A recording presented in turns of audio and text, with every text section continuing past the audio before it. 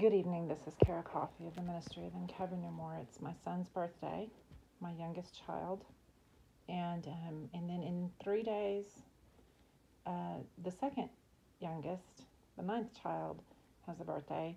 And if there's one thing where there's a lot of things where I'm like my dad, and I'm very much like my dad here because everything puts us into shock because we just live our lives, and then all of a sudden life just gives us this huge beautiful thing, and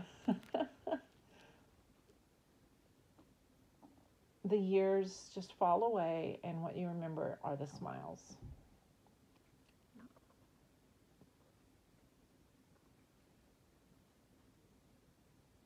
I can tell you that my son has been through more than anybody will ever understand, except for his mama.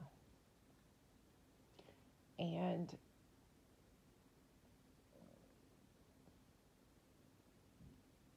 there's just some gold in humanity on the earth today that the world will never be worthy of. And we moms know which ones those are. And so happy birthday, son. I had done a YouTube. I was gonna, yet again, politically, I'm so disgusted with this country. And so I was gonna do that, and my son and I are not political most of the time. My political edge has to do with the calling on my life. And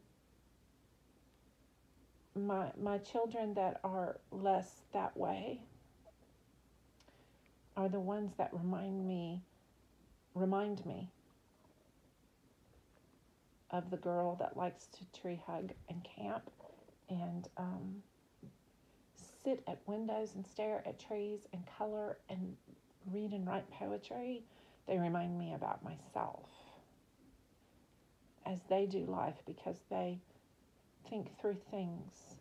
They contemplate very, very well. We don't always get it quote unquote right to a lot of people around us politically, spiritually, as in Christian or Gnostic or this or that, an atheist or Muslim or this or that. We don't know what to do with that. My children and I, all 10 of them, and we're doing the best we can. That's all I know. And so I was in shock today, but I also decided to delete the vitriol. True as it was, that's the problem, is that we do have to face what this nation is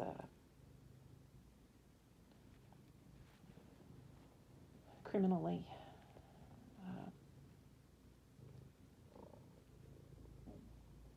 subjugating us to, because a good bit of the Republican Party has betrayed us with Russia, at least in some of the details. And it is obvious to someone like me. And here I am in a red state. That rhetoric is out there. I just keep my mouth shut most of the time. You can't say much to people anymore politically because you'll just get hollered down. And I have panic attacks because I get hollered down. And maybe it's my fault because I'm pretty dramatic too. And then again, maybe I just need to learn to walk out sooner kindly because I've had people. Anyway, I don't want to talk about what has happened in my past. I'm trying to start a better future with how hard it is in this country for families because we're splintered apart politically at this point. A lot of people are talking about that. So I'm not just in some unreality. A lot of families are dealing with a lot of negativity because of the political differences, spiritual religion differences in the families. And so there just seems to be a lot of political wrangling. Poetry for me, and things like my sunflowers that I post on social media are a healing force.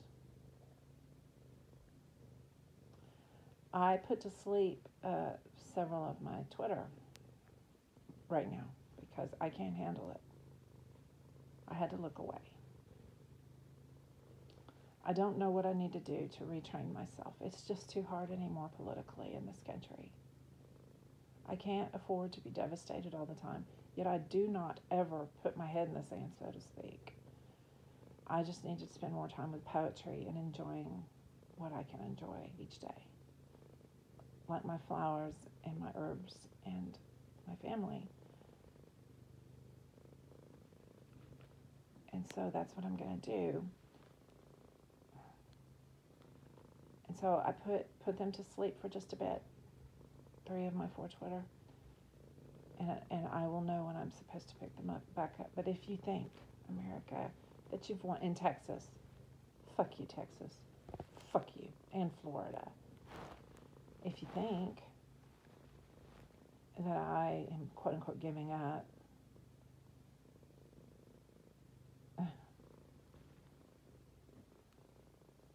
you ought to know better than that. Republican Party. There's millions of us that have turned away from you because you need to be turned away from. You're so criminal. It's so obvious, and that is that. But in so turning away, I lost everything as far as relationships for the most part. I just did. That is Tadashi purring and helping me. I was having a hard time because my son and I have been through so much, and the politics have muddied the waters of so much around us. And someday I'm going to be able to say we're stronger for it, but neither one of us feel like talking about it right now. So I'm not going to do that. I'm going to read poetry from a little book that I've decided is going to be special for a long time for me. It is Robert Frost. It's one of my tiny poetry books, and I'm also coloring a tiny mandala. So, baby steps towards something I can't put words to. It's beautiful. It's scary. We've got to start somewhere, y'all.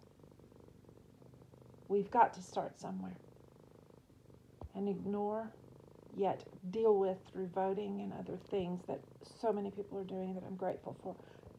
Deal with this horrific plague of politics upon our American soil that should have been gone long ago and is still not.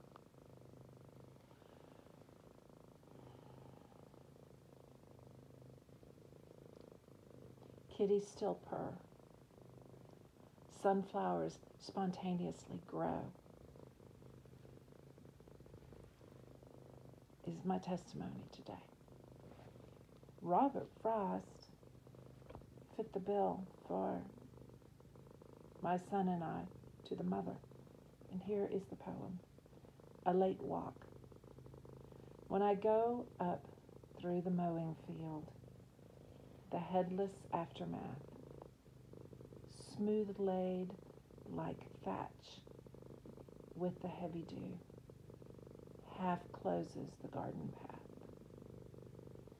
And when I come to the garden ground, the whir of sober birds up from the tangle of withered weeds is sadder than any words. Oh my, and that's where I was today. A tree beside the wall stands bare, but a leaf that lingered brown, disturbed, I doubt not, by my thought, comes softly rattling down. I end not far from my going forth by picking the faded blue of the last remaining aster flower to carry again to to you.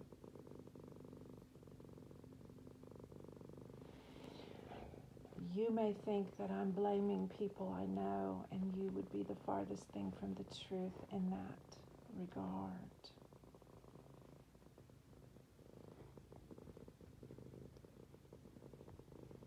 I'm just letting go again. And I found out today that I was behind in some of my rune work. And I had to walk it out. I had to walk out of the building I was privileged to be in, and they were privileged to have me there. I had to walk out and go and just sit under a tree and remind myself of myself. Not the one that is so frustrated, yet so determined that my son will grow up more in a place where these politics do not spin out. See, I understand in an evolutionary sense where America should be as it concerns the Constitution. So many of us do. So I don't understand what's holding us back, but I do know when I need to take a break from it all because it's getting to me. Metaphysically, I'm going into pain that I should not be going into anymore, which means I'm sensing something, but I'm not going to be a doomsdayer.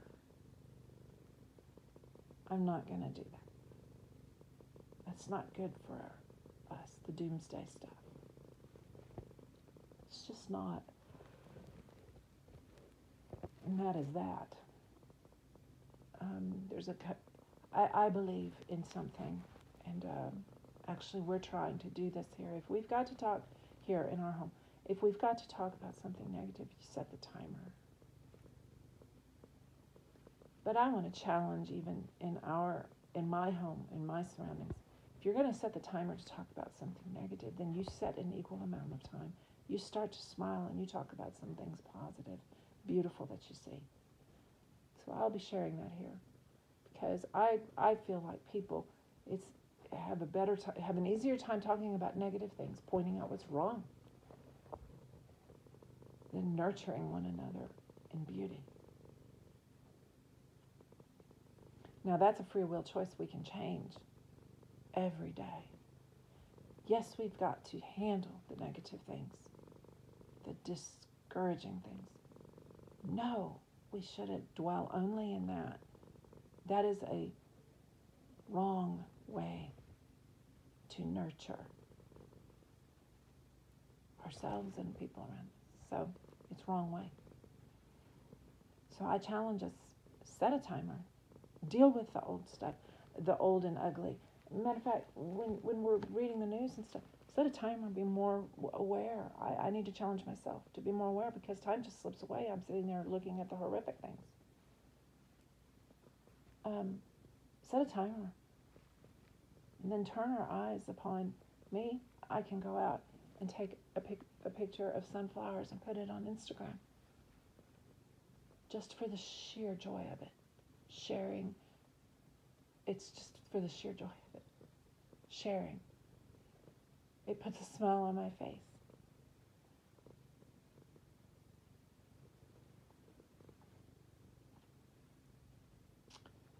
So I can also clean something and just, it puts a smile on my face.